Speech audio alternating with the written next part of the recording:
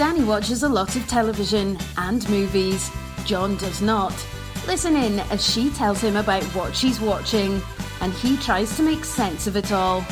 Welcome to Watching My Stories with Dhani and John.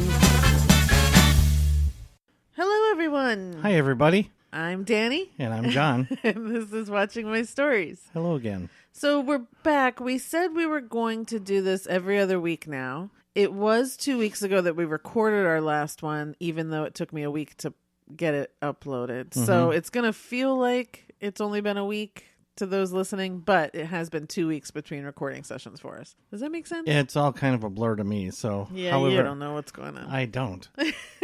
That's my charm. Nothing new. Yeah, it's charming. Mm-hmm. Nope. My boyish surprise. Huh? What? Yeah. Okay. All right. So we are going to talk about a couple movies, nothing really huge or anything, a few TV shows, and then in our Actors Corner, we're going to discuss John Krasinski, my husband. Mm-hmm. I have a list. We tried to come up with a list together. I forget why. One of those dumb things you do. It was a Notting Hill thing. We were watching Notting Hill for the 200th time. And I said, is there a celebrity that if this could happen, not just, a freebie list, but someone that you actually wanted to, that you could see yourself like actually marrying and being with for life. Mm-hmm. And so we had that discussion. I think we each were going to come up with like 5 people or something. I know I don't remember how that went. I don't remember how yours went either. So I had John Krasinski is number 1, kind of always. Chris Evans, Sterling K. Brown, Will Smith. I don't think I ever came up with a 5th person. Those are the 4 that I remember. Yeah, I could be married to any of them. Yeah, sure. So I'm sure Sandra Bullock was on there for me. Probably. She's your number 1. She's my number 1 for a lot of things. She's on your freebie list and the married list, so that's okay. However you can get her. Yep. Probably Tina Fey. Oh yeah, and I think you talked about that, Tina Fey, and I'm sorry, what's Andrea Savage? Yeah, although she scares me. I don't know that I could. I don't know that I could be married to her. Yeah, I mean, she's too smart. I think halfway through a first date, I'd probably get up and run away because she's just, and nothing against her. I love her, I really do, but she's so quick and her humor can be kind of biting. Biting? Yeah. I don't find her humor biting. I find it fantastic. Well, it is fantastic. If as long as you're not on the receiving end. If you're not, what's his name? Tom Everett Scott? Yeah, him. Who handles it perfectly. Perfect. They're perfect together. Again, I'm sorry. We'll always say you guys got to go watch I'm Sorry, and you'll see. See the magic. That's a show I wish would go on forever. Yes. I can't think of who else, but I'm pretty certain this wasn't part of today's show. I know. I'm sorry. No, it's okay. We'll just. I can't talk about John Krasinski without bringing it up. Okay, so we'll get started. The first movie is it's a movie that I saw earlier and I already spoke about, but John finally watched it this weekend, and that's Frozen 2. Oh, yeah. Yes, I did. I can vouch for that. Yes, you were there. I was there, and I remember it. So I thought I'd give you an opportunity to talk about it. Oh, okay. Well, here goes. So I didn't know what to expect. I'd heard pretty much nobody I talked to said it was about the same as Frozen 1. They either liked it more or they didn't like it as much. Did you talk to everybody? I took a poll. I was Johnny on the street for a couple days. Yeah, so, just talking to people, like guys at work and that sort of thing, and women at work. Okay. Just people. And I didn't know what to expect. It was different to me. Felt, there were parts that kind of felt the same. It was kind of a typical follow-up movie, although it was, they did a really good job of making the storyline way different. So here's the deal. I don't think I needed to see it. I enjoyed it, and to me, the music was way better in this one. Love the music, love the new songs and stuff. And this one was like, it was obviously all about Elsa and Anna, but again, Olaf makes the movie. Yeah. You know, they give Josh Gad enough, runway to come up with clever stuff, and he does, and it's the stuff that you need to stay interested at times. For me. For you. Yeah. Okay. I wanted to hear your take because I knew, first off, I don't know if you even remember the first one. And, someone who's very removed from it and distant, what would you think? And none of that is, first off, I thought it was way more mature than the first one. Yes, I will give it that too. I think it's there's a lot of fantastic moments and it's a very I think we talked about before those moments that Kristen Bell always points out and those lines that Christoph especially has. But there's another line that shows the difference in these writers and how they don't want to make this the typical fairy tale Disney movies. They're very grounded in a way. And there's a moment with Sterling K. Brown's character when he's asking about a woman back in Arendelle. And he asks, is she still there? And Anna says yes. And he goes, is she married? This coy little thing that would normally happen. And she goes, no. And I think in a normal Disney movie, there would have been that twinkle in his eye of, oh, good, that sort of thing. And instead, in this movie, he goes, oh, why doesn't that make me feel better? Because that would be the normal reaction of a person. Like, I liked her back then, but for, 25 years, she's still not married. I want her to be happy. There's just those little moments in this movie that does that over and over and over again. That's so real and human. And lovely, that things that just don't happen in these other fairy tales, you know. That's a good observation. That's really poignant. I love that line. Because it catches me each time. Just, you don't think of a cartoon character normally being so deep. And I think in this movie especially, all of them have that. Olaf especially. He's going through this entire transformation and he's questioning everything. It's like a philosopher. Yeah, he's questioning everything that's going on around him. And, and I still think that Anna's transformation of her whole thing when she goes and she's lost everyone, and that her song at the end when I'm so sorry, Ray. When she's lost everyone and she has to sing this song about doing the next right thing. It is the most beautiful song about mourning that I've ever heard. And if I can imagine that if I'm ever in mourning, I will be listening to that song on repeat because it talks about not being able to look too far in the future and just focus on the next step, the next breath. And that's all you can do. And it's just, again, it's such a poignant song to have in this cartoon animated movie that, again, kids aren't going to get it. Little things will seep in here and there and all of that. And I'm just going to finish up with Elsa's song, Show Yourself. It is a coming out song.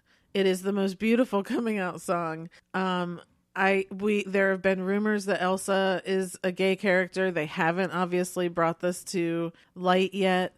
But that song, if you pay attention to the words, to me is so much of, she's been different ever since she was born, and she's been keeping it to herself, and now she's ready to kind of show herself and all this stuff, and she wants to know who's out there and show yourself, and then it finally comes down to it's her, and she says, you're the one you've been waiting for all your life. And it's just like, it's an amazing song. In the movie, the way you want it to look in the movie is amazing, but when you put it also in those terms of someone either coming out or coming to terms with something else about themselves, it's just a great song. And look, two of my favorite songs didn't even make the movie. They're on the soundtrack.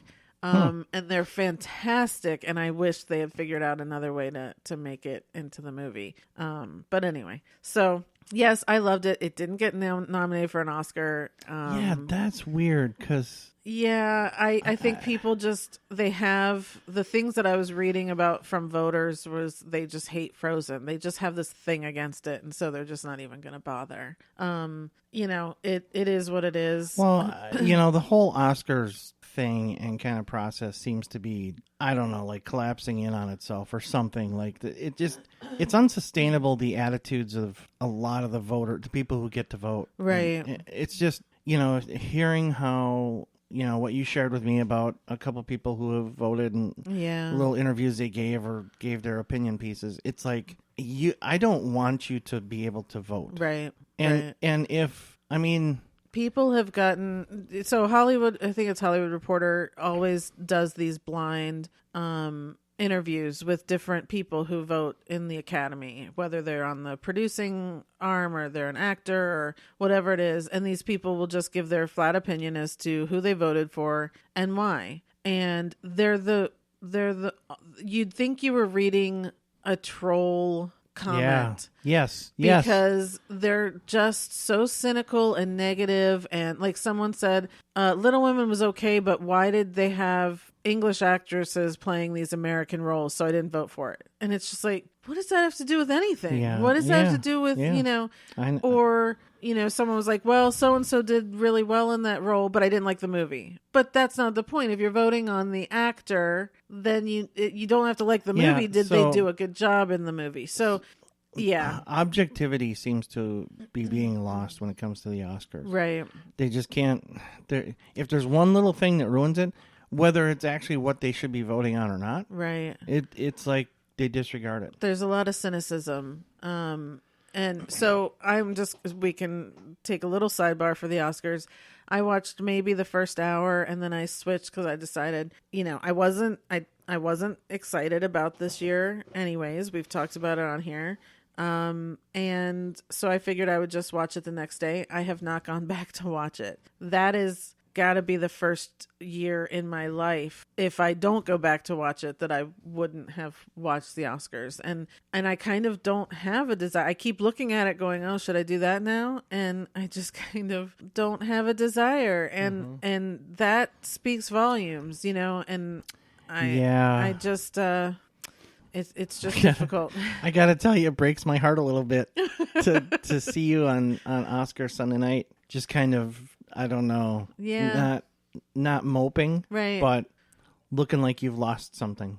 Yeah, it was a different, complete, like it's been going downhill over the last 3 or 4 years. And this year, yeah, it was weird because I even had to remind myself, I was busy watching I think some shows on streaming, and I had to stop. I was like, oh, I think the red carpet started. Like I wasn't even, normally I will start watching the stuff as early as 10 or 11 in the morning, and I just go all day, and I just don't care about it seems to me like they're kind of have started down a path of letting it ruin itself or something like that. Well, and again, that thing of not having a host, so it doesn't give me a reason to tune in. You know, here's the thing. I'm kind of okay with that. Well, you are, because you're not a fan. Again, I'm not. But look, if they're trying to get people to watch a show, they got to realize there's a lot of people like me, right? I'm okay with a host. I'm okay without a host. But to do the weird stuff that they did,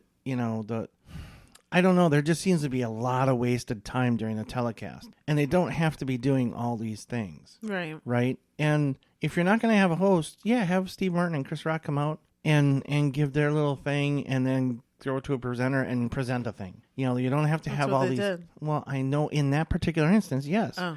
But you don't have to go to this performance of this and this thing. And, you know, it was way too disjointed. Just do that. You can probably do it in 2 hours. And there you go. Again, I'm just a casual observer. I'm not a purist like you are, but that's just my 2 cents. I'm fine without a host. And I'm fine with the speeches being quasi-political sometimes. That's people expressing their opinion, taking their moment in front of a microphone to express their opinion about something that's important to them.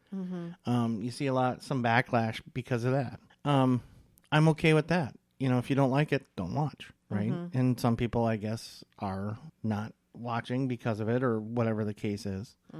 But my overall point is I'm okay with, not having a host. Just don't waste a lot of time. That seems to me to be the biggest problem, is there seems to be a lot of wasted time during the telecast. It depends on what you like and what you don't. You're not someone who cares about that stuff. So of course you think they're wasting time.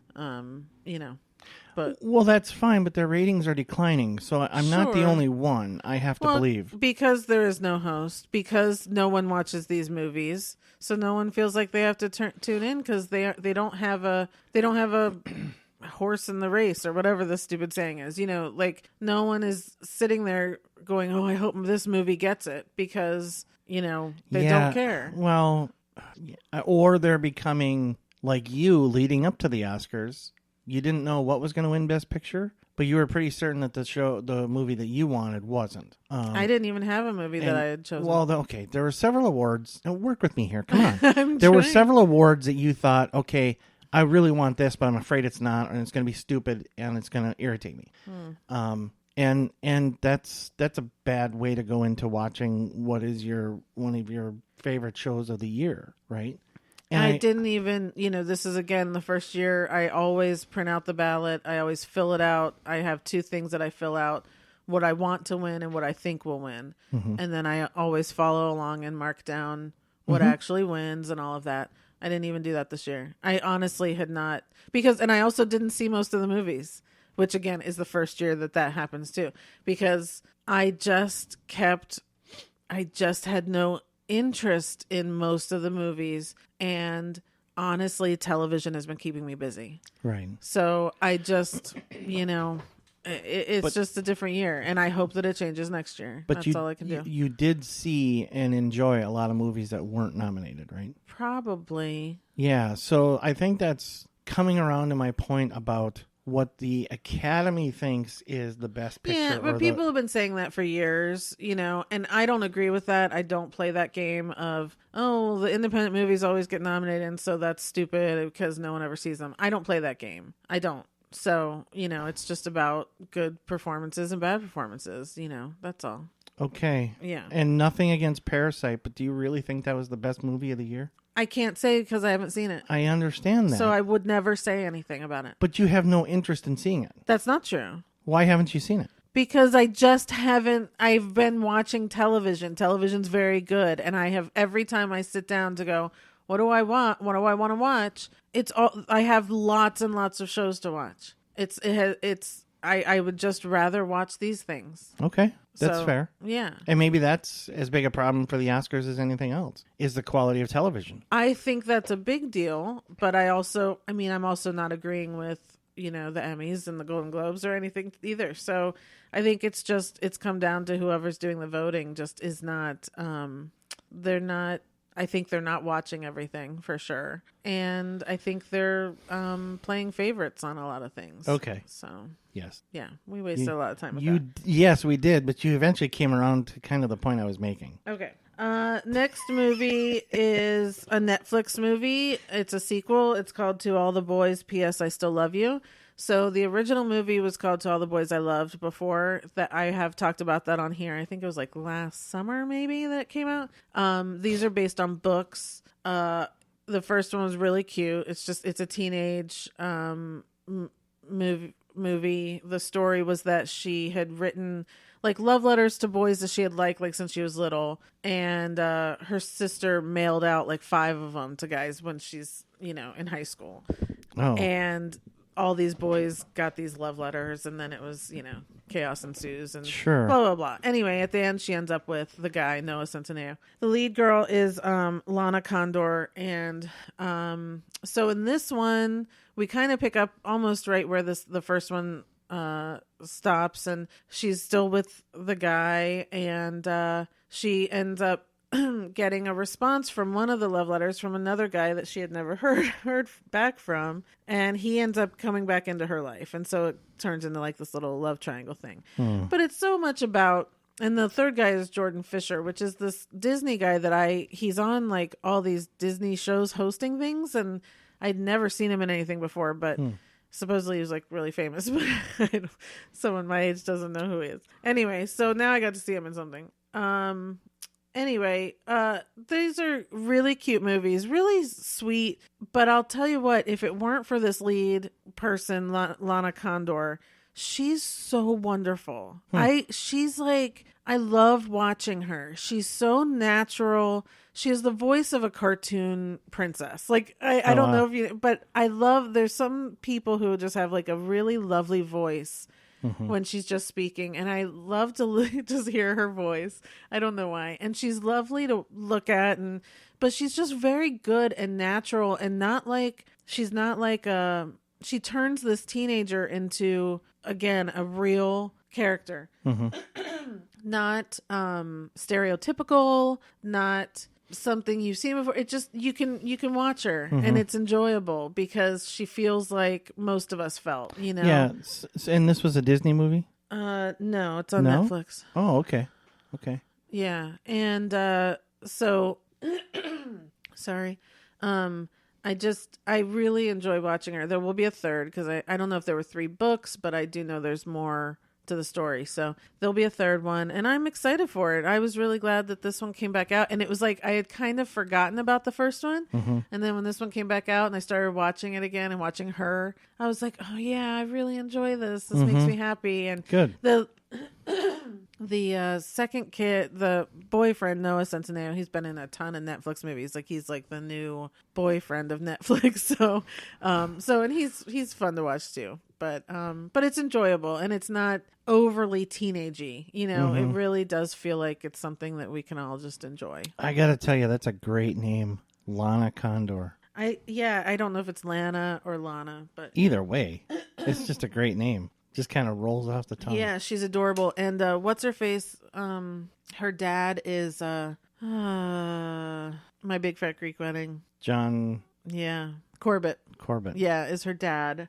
The mom died. And in this one, the dad starts dating the chick you love from that show, and now she was on the Unicorn. He was dating her. What is her name? Emmett. Is that her name?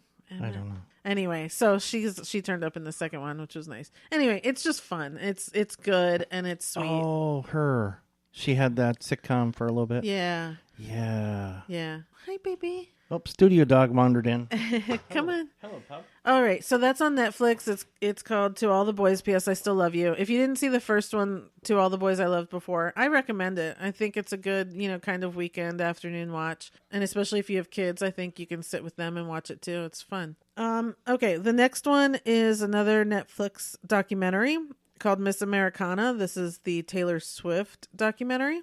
So before watching this, I was a very kind of fringe Taylor, I wouldn't even say fan. Like, I was like, I had never really paid attention to her when she did country music. And so I didn't really come in to notice her until, like, I would say the last even 5 years or so. And so some of these, good songs that have been coming out, I finally started to be like, oh, okay, that's an enjoyable song. That's an enjoyable song, that sort of thing. And again, not really digging into her or who she is. An agnostic. I don't know. Anyway, just enjoying the music that was popular, never buying an album or anything like that. But I will tell you, watching this documentary, I'm not a super fan because I don't know enough about her, but I would like to say I'm a super fan. Like, I fell in love with her on this. Wow. And not just that, respect, deep respect for her, and admiration and everything. Like it actually there was a moment. She was on SNL earlier this season, I think, and she played her Lover song just with her and a piano. And when she did that, I really loved it. Like, it was the first time I had heard the song. I loved the sound of just the piano and her. And I went to go buy the song, and the song isn't that. There's a lot more music to it, and it's not just the a cappella thing, but I was just kind of like, okay, whatever. But anyway, so that had kind of started me thinking like, oh, you know, I know this girl's been around forever. I know she's won a bunch of Grammys and all that, but like, you know, I just hadn't paid attention. Mm-hmm. And I knew she wrote all her stuff too, but I had just never really paid attention. So anyway, it's a great, great documentary. It really shows it kind of quickly goes through her career, but it's really about where she is now and the change that she wants to make as far as, she was never political. She thought there was the Dixie Chicks backlash that was going on in her head, so she was told never to do anything like that. But finally, things have been happening, obviously, in the last couple of years that she just could not stay silent, and so she's come out now and she's becoming increasingly political. She's backing certain people and all that sort of thing, even against her entire team was against her doing any of that. And she's like, I have to. And I really admire that. And it shows you all of her, while she's writing this latest album, how she does that. You kind of see how secluded she is, because of her fame and what she has to go through with that. It's just, you know, it really changed again, for someone who was, I can imagine if you were already a super fan, how much more you love her watching that documentary. Right. But man, it can really change you into a super fan if you really just didn't have any opinion before. And that's how I am. I'm just like, I want more. Yeah. Well, I want to see more. I want to know more. And, you know, all that sort of thing. Sure. So okay. It's a really well done documentary. I think it was only like an hour and a half long. It wasn't long at all. But it was really great to see. You can see the artist side of her. You can see the home life of hers, all of that. And it was really cool.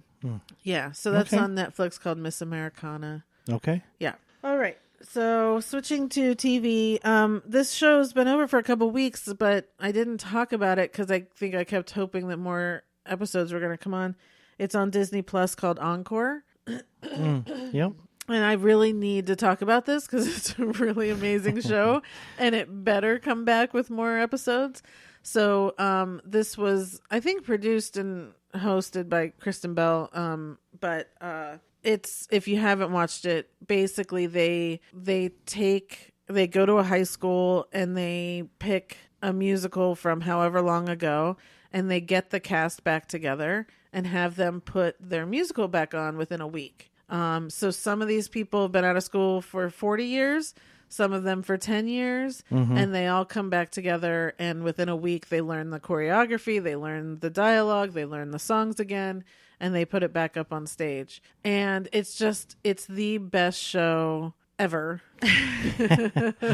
Because it shows, first off, it shows the importance of arts in school, because the stories that have everyone and all of these, there are different socioeconomic schools that they visit, that they go back to, all kinds of different, everyone's different and all the across the board in these 12 episodes, but everyone has the same story as to how much being in these shows changed their lives, or high school sucked except when they were in their drama class, you know, those sorts of things. And that shows how important these programs are to schools and to these kids, number one. Number two, it also shows kids today that this is the place where you're welcome. No matter who you are, if other people are saying you're weird and other people are saying you don't fit in, you will fit in the drama department. Right. No questions asked. Right.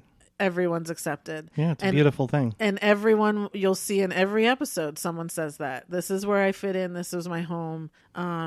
So, you know, make sure kids watch this so that they see that there's an outlet. And even if you don't have talent, some of these people are so bad. Yeah. But the people, they brought them back in and they accepted them back then, and they accept them still today, whenever this was. Yep. And it was all, and it's really fascinating to watch these people come back together. Most of them never talked again after high school. But for them to come back together and just kind of rebuild those bonds again is really wonderful to see. Right. Yeah. And some of them never being on stage since then.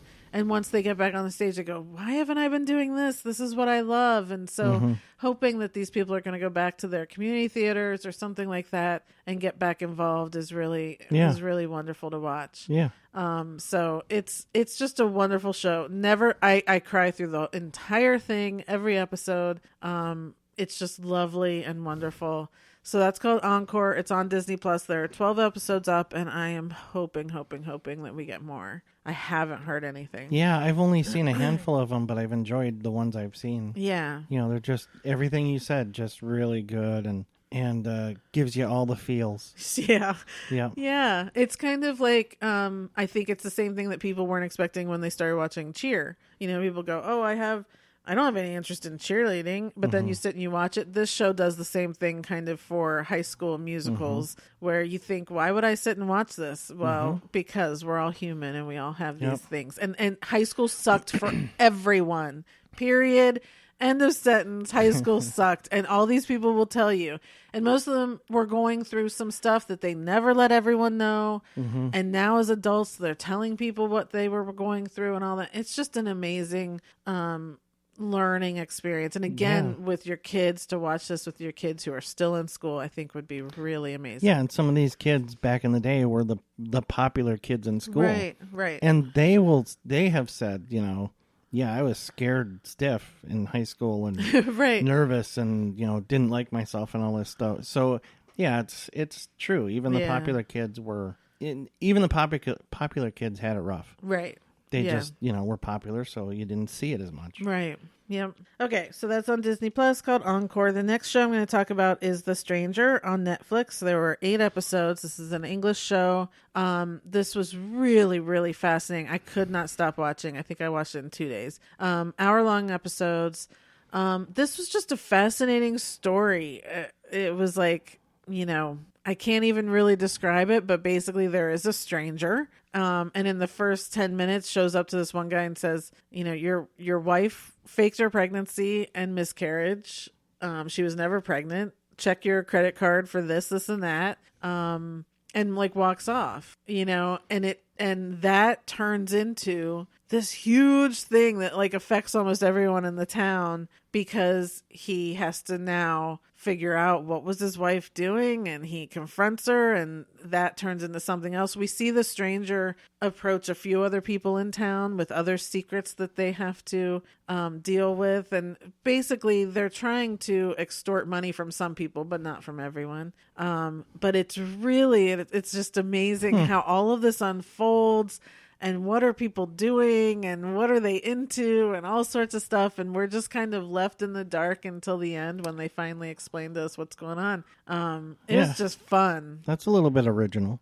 Yeah. That sounds different than most things. Yeah, it really was, because nothing was being revealed. And we were, like I said, we'd find out a little, you know, we'd see the stranger approach someone else and be like, your daughter's on this sugar daddy site and is getting money from them, and we're going to reveal it if you don't pay us money. And then her thing turns into a whole nother, you know, it's just like, it was just really fascinating, really, really well done. Stuff going on with the kids, stuff going on, you know, an emu turned up beheaded in the beginning too, so then it's like, what does that have to do with this? So there was just like a lot of little mysteries of these, you know, in these little English villages, and what are they doing, and all that sort of stuff. It was just great. It was 8 episodes of just, I enjoyed the ride the whole time.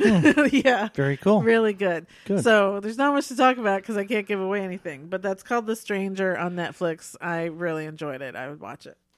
Next is a comedy special from Tom Papa called You're Doing Great. Yeah, so we both watched it. You're doing great. You're doing great. Oh, I love this. Yeah. It was so good. Yeah. So if you don't know who Tom Papa is, I don't know where you've been for the last 20 years. But he's been on enough stuff that you should know who Tom Papa is. He was in all of those what were those De Niro and Billy Crystal, where one was a therapist? Analyze this and analyze that. He got a role in one of those, I remember. But he's been doing stand-up forever. He hosted the Jerry Seinfeld show, remember, The Marriage Ref? I loved that show. Tom Papa was the host of that. And he's, he turns up and he's got a show on like the cooking channel. Mm-hmm. He goes to like bakeries and stuff. Yeah. What is it called? Bread? Something like that. Yeah. He's just, he's one of those, he reminds me a lot of Jerry. He has a lot of the Seinfeld type of, gentleness. You but can tell that he and Jerry Seinfeld get along really well. Right. Just by seeing him. Yeah. I would love to see him live. So yeah, this was just a fun hour. Man. He's, he keeps it pretty clean. Again, he doesn't really go blue. It's more observational. Just talking about kind of how we all stress out about so much stuff, and he keeps just going, "You're doing great. Like you're here, like yep. You're just doing great. Like, and don't stress so much about it." For he keeps saying, for a middle-aged American, you're doing great. You're doing great because you got all this stuff stacked against you, and Yeah, he talks about just having a family. He talks about just being in the world and things like that. It's just, It's very, very relatable. There's no adult that could not relate to that whatsoever. Yeah. Totally check it out. It's so... You'll laugh. Yeah. You will laugh. Because his delivery, too. I mean, his voice and his delivery, it just cracks me up. He's just... it was so He's good. great. It was just so good. Yeah. Loved it. So, I'd watch that again in a heartbeat. Yeah, we definitely need to. Yeah. So that's Tom Papa. You're Doing Great is on Netflix. I think he's got some other stand-ups on there too, which maybe we should go back and watch some of those too. There were like 2 or 3. We've seen a fair number of stand-up specials over the last half year, year, whatever. The 3 hardest laughs I've had probably in the last, I don't know how long, were results of a couple of his. Oh, don't you remember? You had to pause it once because I was laughing so hard. Yeah, but you do that a lot. So yeah, but these were extra. Yeah. Okay. Yeah, it's That's just good. Yeah. Some of the hardest laughs I've had in a long time were very simple. Yeah. It's not over the top or anything like that. It's just It's partly how clever he is and partly his delivery. Right. It's just gold. It's just awesome. Yeah, that's on Netflix. Check it out. The next thing is another docuseries on Netflix called The Pharmacist. This is 4 episodes. This is the true story of a pharmacist called Dan Schneider, whose son Danny died in 1999. They live in St. Bernard's Parish, which is right next to the 9th Ward in New Orleans. Their son, they thought, was doing all right. He was they didn't know that he was on drugs, I guess is the bigger point. Anyway, their son in the middle of the night went to the 9th Ward to get some drugs, and he ended up getting shot in the head and was killed. So the first thing that Dan Schneider, the pharmacist, did was, after a week of grieving, started figuring out, wait a minute, someone killed my son. Like, it was more like a shock of he was on drugs and now he's dead. Like, they dealt with that first. Mm-hmm. And then he was just like, but wait a minute, he was murdered. Who did that? Mm-hmm. And the cops said, we're never going to figure it out. People are killed every day in the 9th Ward. It's not going to happen. And he went on a pursuit that even the cops couldn't believe. He went to the 9th Ward. He knocked on doors, which the cops kept saying, you're going to get killed. Just doing that. He was trying to find any witnesses, putting up billboards, posters, all that stuff. And finally, years and years later, found the person. So then after that was done, he's still working as a pharmacist, and he starts to recognize the pattern of OxyContin going out the door. And he starts to realize these people are coming in here. They look fine. What do they need all this Oxy for, Yeah. And then he starts to realize they're all coming from the same doctor. And he pulls reports and he realizes, 90% of these are all coming from this one doctor. So he starts going to the doctor. The doctor's office is only open overnight. There's hundreds of people going in and out. And he recognizes that this is just one of those like pill doctor factory things, whatever they're called, where she's just basically taking cash for a prescription. A pill mill. Yeah. Mm-hmm. So, well, she's not making the pills, but she's just giving out prescriptions to anyone who comes in with $250 worth of cash. Right. So he starts going crazy on that. He's talking to the FBI. He's talking to the cops. He's videotaping her, videotaping the place. He's obsessed. If people are coming in for Oxy, he's trying to talk them out of it. Eventually, the people who own the pharmacy say, you can't do this anymore. So he has to take a leave because he cannot, in good conscience, continue to give it out to people. So the basic story of this is this one man's crusade starting in 1999 against prescription drugs, as well as finding his son's killer, doing all of this for his son and in his son's name and memory. And how he kind of takes down Oxy, and that, it's really quite amazing. He works with the DEA, so we've got people from the DEA on here, FBI, all that stuff, also talking from their side of things. There are people from Purdue Pharma who create the OxyContin, salespeople talking about how they were told to sell this drug and all of that sort of thing. And eventually now what's happened is, because they can no longer get Oxy, how the heroin epidemic is upon us because it's the same thing. Yeah. Oxy is cellularly, if that's a word. We'll go with it. It is exact to heroin. It is just in pill form and given to you by a doctor.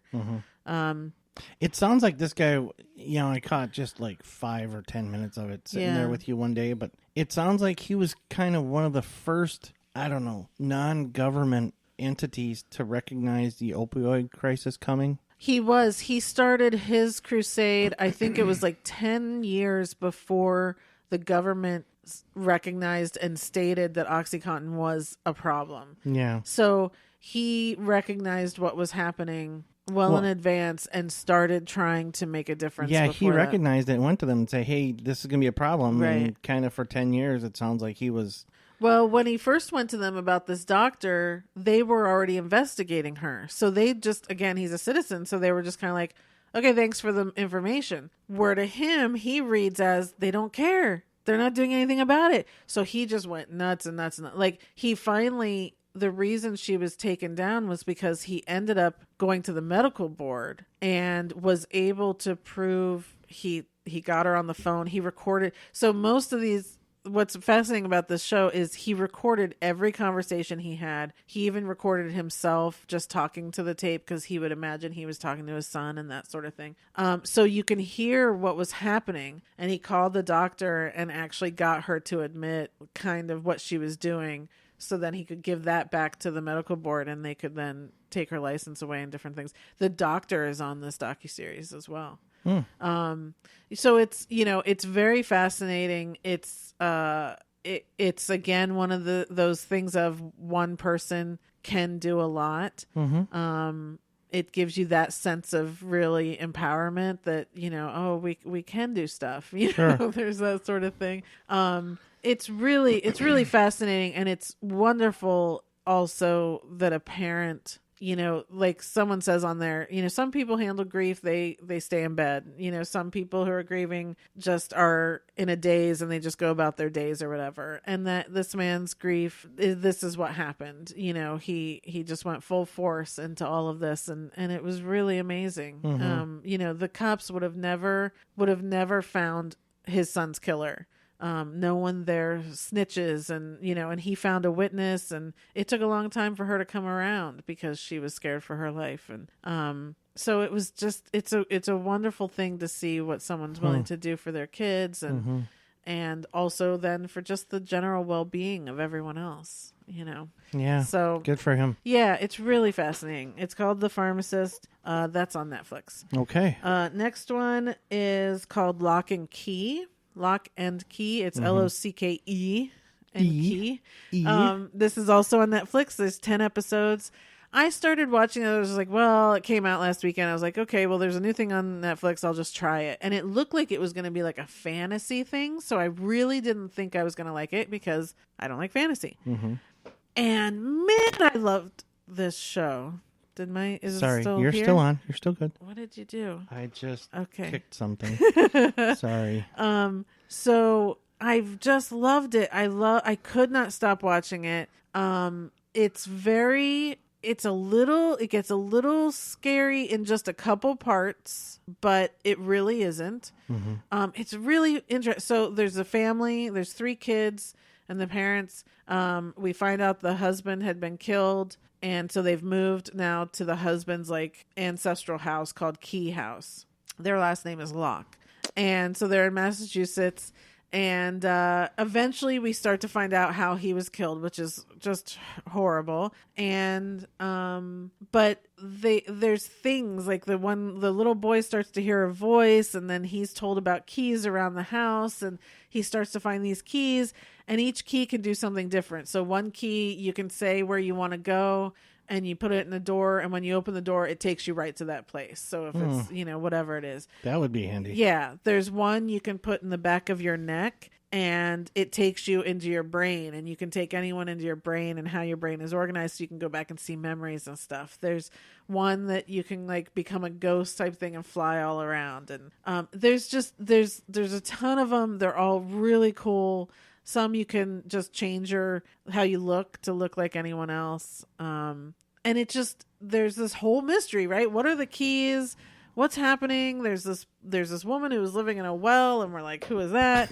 and then we start to find out that, there was this...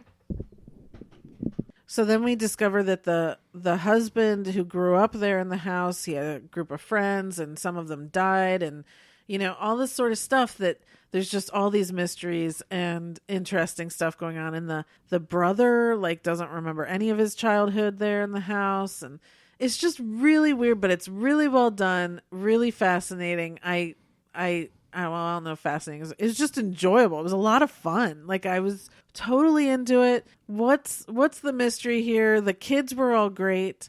Darby Stanfield, she was on the Kerry Washington show. What was that called? Scandal? Yes. She's on it. There's a kid on here that was on another show that I used to watch. It was just a lot of fun. And it wasn't too much fantasy for you? There wasn't fantasy at all, really. Oh, okay. Yeah. Okay.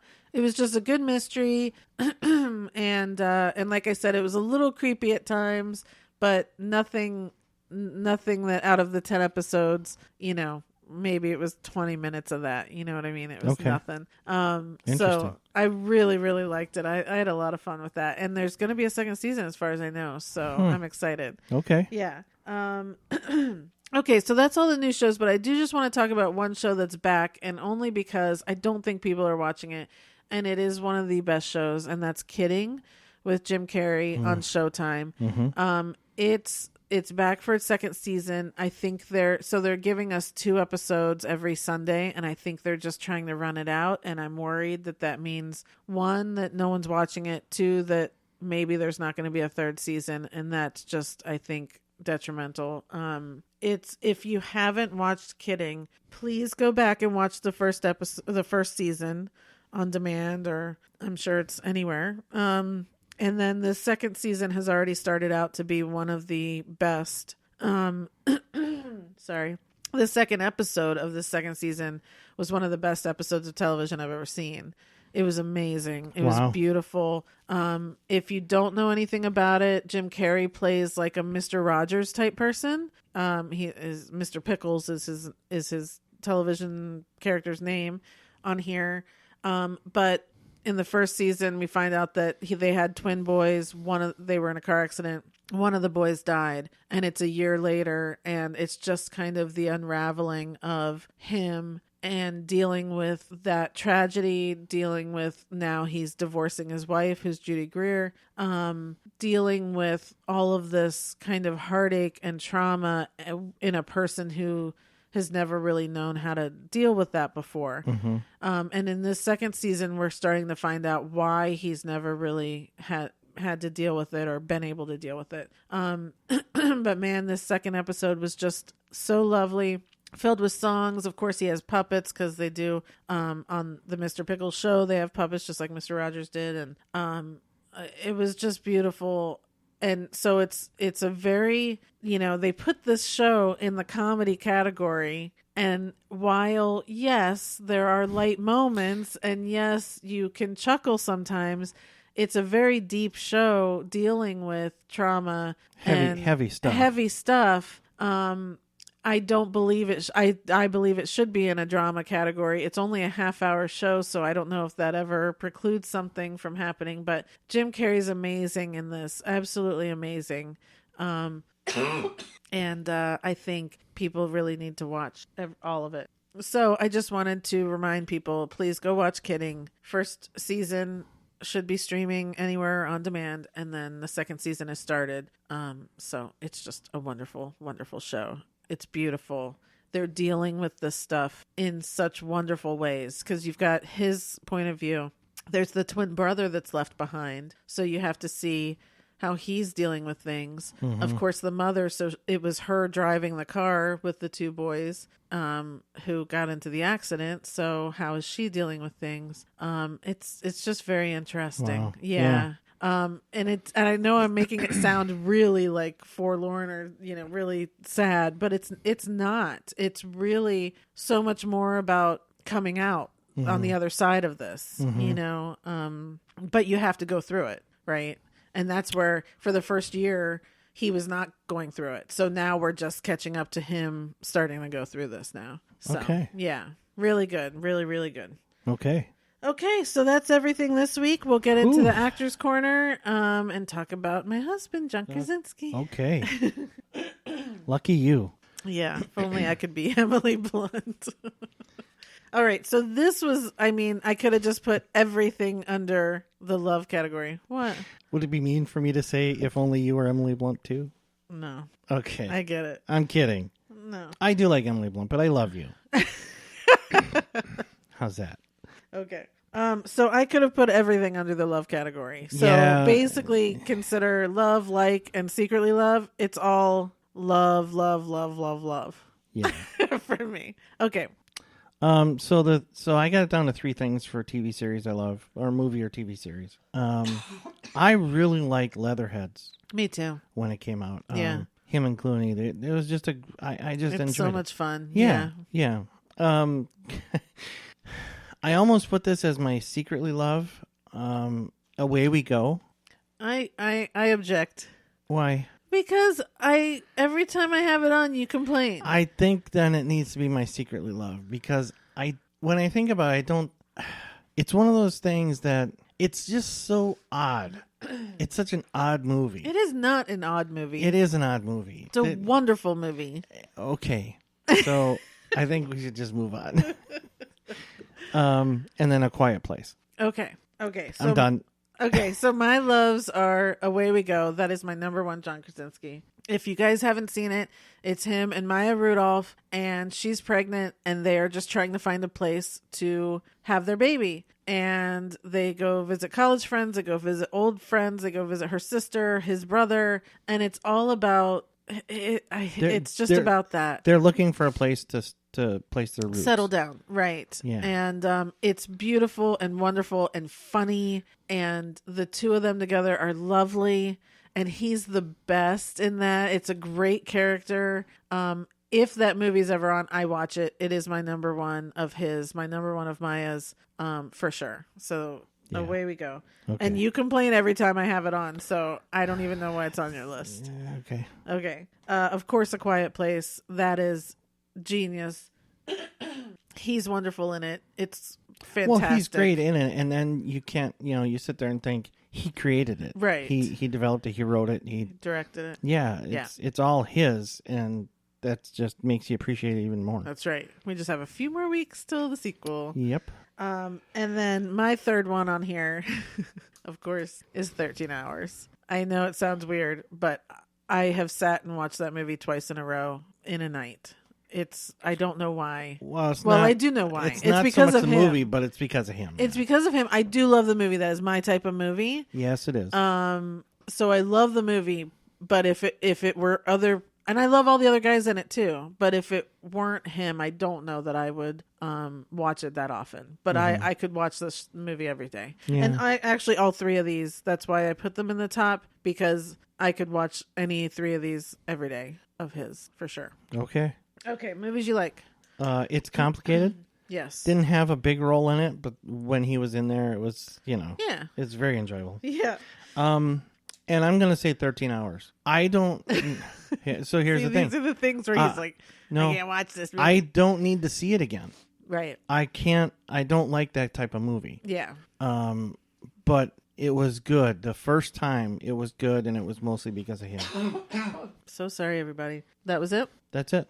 Okay, under my I have The Office, of course. I wanted to put that up top, but it falls under. But I still watch The Office every day. I'll watch an episode or two. And honestly, for me, his role is the reason for watching, and his story with Pam. So, I give it to him for that. I also have License to Wed. I love that movie. Yeah. With Robin Williams and Mandy Moore. Love it so much. It's very sweet, but it's classic John Krasinski of like that, struggling to do the right thing because Robin Williams keeps, messing him up and stuff. And I love it. And then the latest show, Jack Ryan, he's so good in it. And it's again, I've never seen any of the Jack Ryan movies. I'm watching this because it's him. And as far as I'm concerned, he carries it and I enjoy watching it. Sure. Yeah. Okay. All right. Movies you hate. Well, so I think we're headed for some real trouble here. But I think you already know this, that I don't really care for The Office. I don't think you've ever watched it. I have tried to watch it. And maybe it's because I myself work in an office. I will tell you, when this show first came out, I had seen the first season of the English version first, and I found that funny. And then when this one came out, I was in what I can only call an abusive work relationship, and I could not watch this. I had to stop. It was too much like the people I was working for and all of that. It was too much. So I had to wait a few years, and then I went back and I watched it, and it's wonderful. Sure. Up until Steve Carell leaves, and then after that I only watched once. I haven't gone back to watch those again. So I can understand that maybe you feel that way. I definitely can, because obviously I went through that too. But I think you might need to revisit some. I don't know. There's something about it. The it's like it's based on annoyance. And I have enough annoyance in my life that I don't need to spend time watching more annoyance. I get that. And yeah, there are some cute lines and all that stuff, but man, it is basically the majority of the characters are just so annoying that, which is who you have to work with every day. It is, but that's not what I like to be entertained by. Right. So it's just not my type of show. That's fine. Yeah. Okay. That's it. I'm done. Under what I don't like is The Hollers, which I feel bad. He wrote it. He directed it. I really wanted to like that movie, and it was very disjointed for me and not well put together. So I was bummed because I really wanted to like it. Yeah, predictably, I didn't see it. Yeah.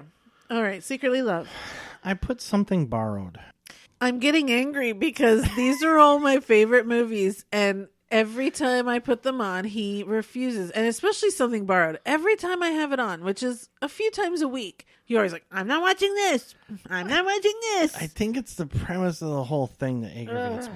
It's the same premise as any other romantic comedy. No, it's not. Yes, it is. Okay, so I changed my thing to Away We Go, which we've already addressed. That's the only one? Yes. Okay, so I have Something Borrowed because I do love it. And there's no secret about it. I just watched it yesterday or the day before. I'm sure you did. Love it. Okay. And I love his character in it. And when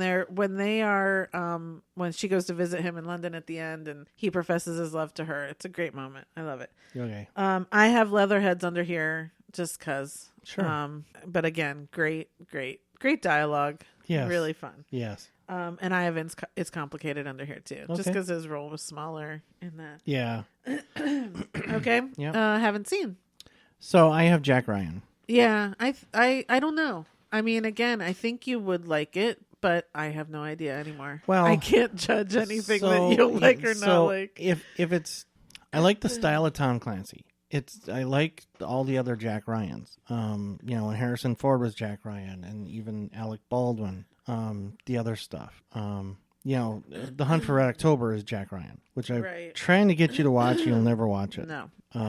Anyway. But this is before all of that. This is when in the first season, he was just an analyst, and it's the beginning of Jack Ryan. Sure. Yeah, I don't feel like I need to see it. Okay. Now, if I'm bored sometime and it's on in front of me, I might try and get into it. But you know how I am. I'm a casual watcher, and there's a lot of things I just don't make time for. Yeah. Yeah. Okay. I do not have anything under this. Do you have anything to add to your watch list? Jack Ryan. That's the only thing. As he just said, he doesn't feel like he has to watch it. Well, I don't. And that's partly why I have trouble with that category is I don't really have a watch list. Right. Because I'm not that type. Right. Okay. But if I did, it would be Jack Ryan. Yeah. I do not have anything to add to my watch list, but a couple things that were left out. One was Big Miracle. I love that movie with Drew Barrymore and him and the whales.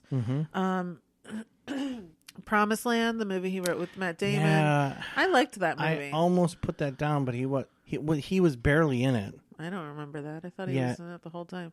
No. Oh, then maybe I am wrong. He wrote it, and yeah. And then I just wanted to point out that he is the executive producer of Lip Sync Battle. Yeah, there you go. Which, kind of set off a phenomenon there. Yeah. So did I get everything else? Yep. So yeah, that's John Krasinski for now. Ooh, what an episode. A little bit of everything. I don't know what that means. But okay. All right. I feel lucky to have escaped. Okay. Well, thanks for listening, everybody. Oh, I'm kidding. I love you. We will be back in a couple weeks. Sounds good. Until then, I'll be watching my stories. Thanks, everybody. Thanks. Bye.